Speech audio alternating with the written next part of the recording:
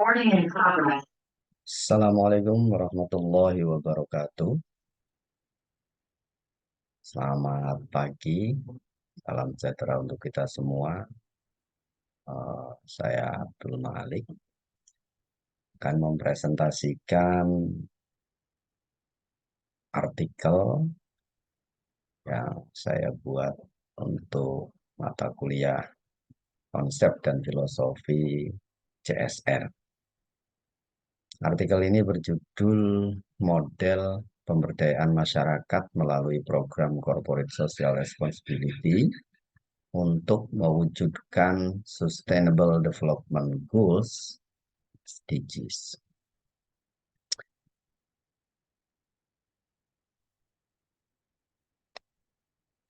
Adapun yang melatar belakangi dari artikel ini adalah data dari Biro Pusat Statistik yang menyebutkan bahwa angka kemiskinan di Indonesia, terutama di Jawa Tengah, mengalami kenaikan menjadi 3,86 juta jiwa atau 10,98% dari yang sebelumnya 10,93% atau 3,83 juta jiwa. Persentase kemiskinan di Jawa Tengah ini lebih tinggi jika dibandingkan dengan persentase kemiskinan nasional yang sebesar 9,54%. Angka kemiskinan yang tinggi ini kemudian banyak upaya-upaya pemerintah yang dilakukan. Nah, begitupun dengan dunia usaha dan dunia industri. Dunia industri menyediakan dana yang namanya dana tanggung jawab perusahaan, tanggung jawab sosial perusahaan yang dinamakan CSR atau Corporate Social Responsibility. CSR merupakan tanggung jawab sosial perusahaan kepada masyarakat sekitar perusahaan. Nah, untuk ini konteksnya adalah Kudus. Di Kudus itu ada PT Jarum. Kemudian Jarum untuk menyalurkan dana CSR-nya membentuk Jarum Foundation. Penelitian ini kemudian mengarahkan atau memfokuskan pada model pemberdayaan masyarakat melalui program CSR untuk mewujudkan Sustainable Development Goals.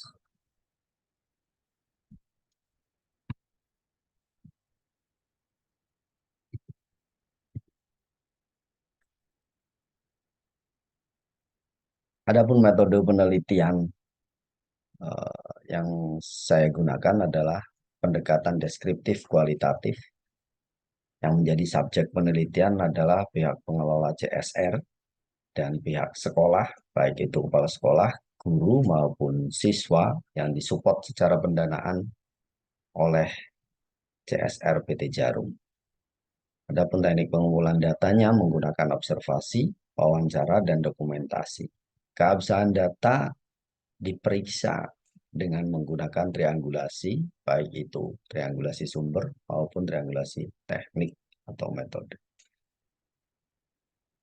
Teknik analisis data menggunakan model interaktifnya Miles-Superman, di mana tahapan-tahapan ini saling berinteraksi, yaitu tahapan pengumpulan data, kemudian reduksi data, penyajian data, dan penarikan kesimpulan. Hasil dan pembahasan setelah diteliti melalui metode observasi, wawancara, dan dokumentasi, maka didapatlah model faktual, ya, model yang ada di CSR PT Jarum. Model faktualnya adalah melalui beberapa tahapan. Yang pertama, tahapan penyelarasan kurikulum. Apa yang dilakukan oleh PT Jarum untuk menyelaraskan kurikulum ini diselaraskan dengan apa sih? Dengan kebutuhan industri.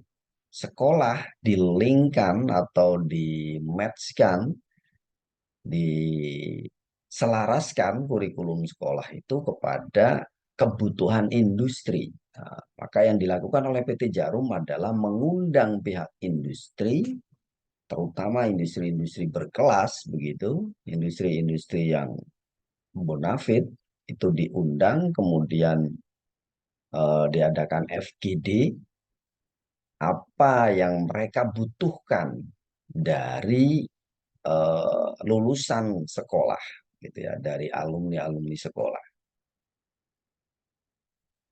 Kurikulum seperti apa yang diinginkan, kompetensi apa yang dibutuhkan oleh dunia industri. Nah, maka setelah kurikulum itu diselaraskan, kurikulum itu kemudian setelah kebutuhan industri itu disampaikan, kemudian melihat kurikulum yang ada, setelah itu diselaraskan. Gitu. Jadi apa yang dipelajari di sekolah adalah kompetensi yang diharapkan tercapai, kompetensi yang diharapkan oleh industri. Nah, itu tahap penyelarasan kurikulum. Tahap berikutnya adalah tahap pelatihan guru. Setelah melihat kebutuhan industri seperti apa, kemudian diselaraskan kurikulumnya, nah, maka kompetensi guru juga harus ditingkatkan. Nah, maka pelatihan guru ini penting. Siapa yang melatih? Ya, pelatihnya langsung didatangkan oleh PT Jarum dari industri gitu ya, dari pihak industri. Misalnya SMK yang bergerak di bidang boga. Nah, maka yang diundang adalah chef-chef bintang 5 gitu ya. Chef-chef bintang 5 untuk melatih guru, menjadikan guru ini mampu mengikuti selera chef bintang 5. Setelah guru itu kemudian dilatih, tahapan berikutnya adalah sudah meyakinkan semuanya bahwa gurunya oke, akan mempelajarkan atau akan membelajarkan atau memberikan pelajaran kepada siswanya, memberikan skill kepada siswanya dengan baik, maka kemudian baru PT Jarum membiayai infrastrukturnya, membangun infrastruktur sekolahnya. Infrastruktur yang bagaimana? Tentu yang selaras dengan kebutuhan industri. Misalnya tadi yang sudah saya contohkan dengan boga, ya. Nah, maka alat-alat masaknya itu sekelas bintang 5. Inilah eh, fokusnya PT Jarum begitu ya. Inilah kesungguhan PT Jarum untuk memajukan sumber daya manusia di Kudus.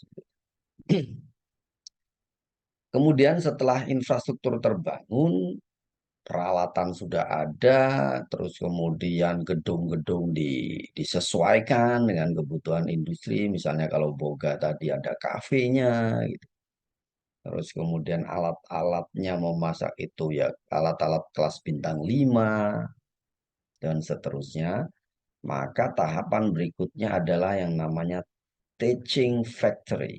Nah, teaching factory ini bagaimana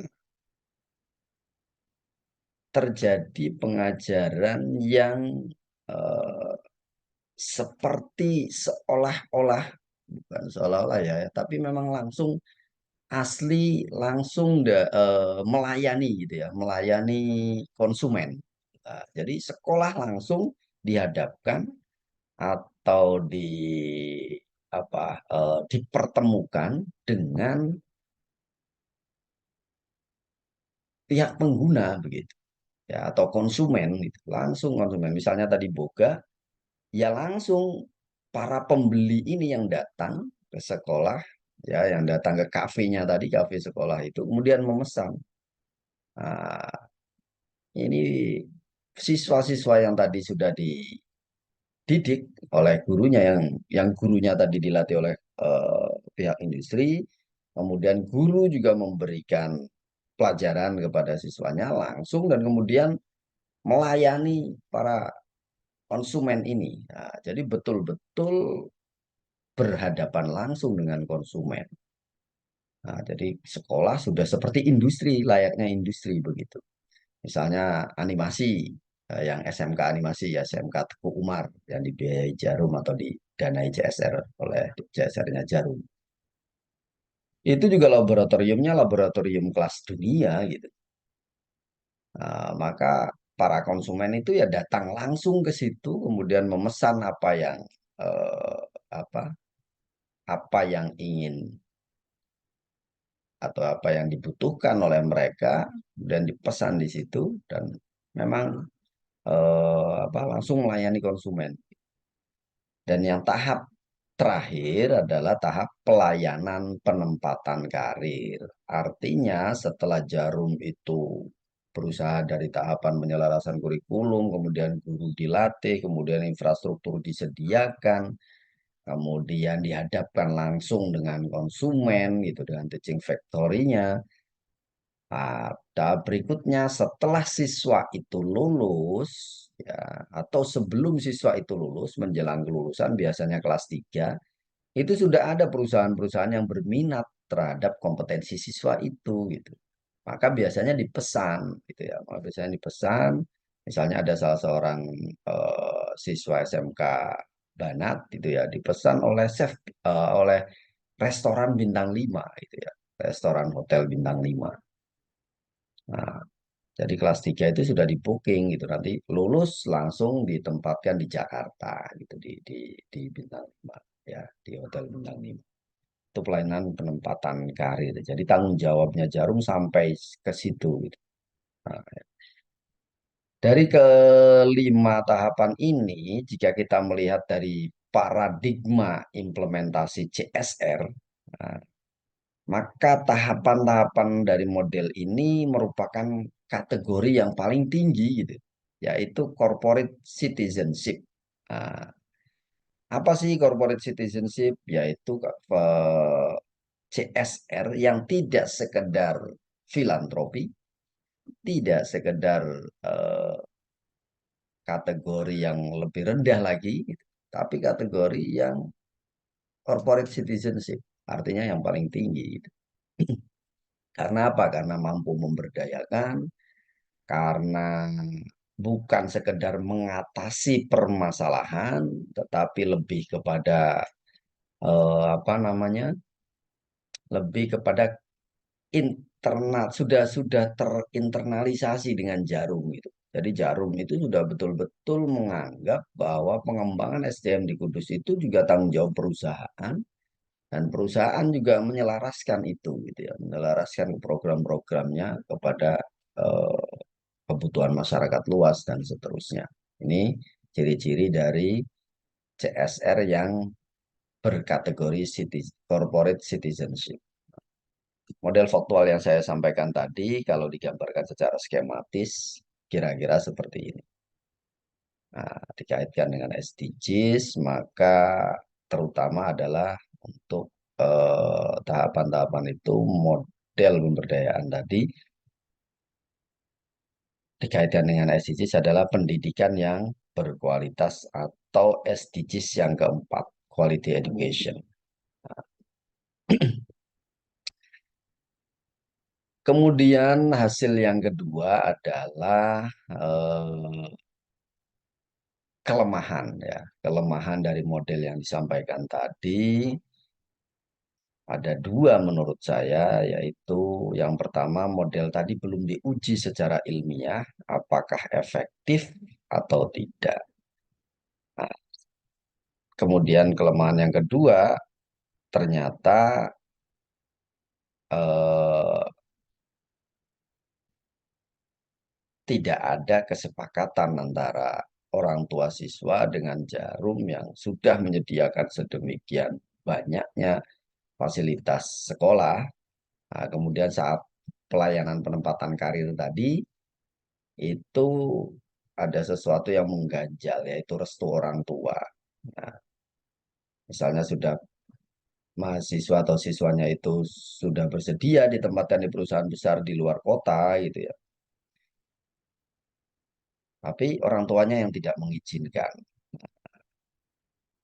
Padahal secara penghasilan, kalau ditempatkan di luar kota, di bintang 5 misalnya, tadi itu di hotel bintang 5, ya jelas penghasilannya atau gajinya jauh lebih tinggi dibandingkan ketika dia tetap stay berada di Kudus itu. Karena Kudus nggak ada hotel bintang 5. Maka dari itu, eh, rekomendasinya adalah mengujikan model faktual tadi itu